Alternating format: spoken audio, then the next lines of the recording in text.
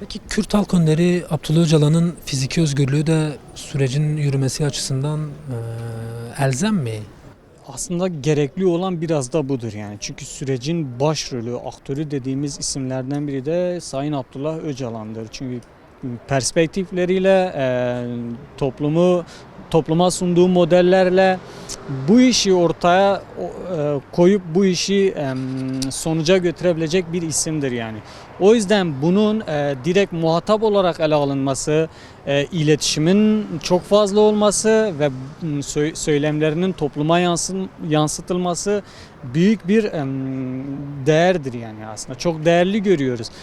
Sürecin belki de 2-3 adım daha hızlı götürebilecek bir şeydir yani. Eğer ki Sayın Abdullah Öcalan'ın özgürlüğü sağlanırsa şu an atılan bir adım belki de 10 adım şeklinde görülebilir. Yani daha hızlı yürüyebilir.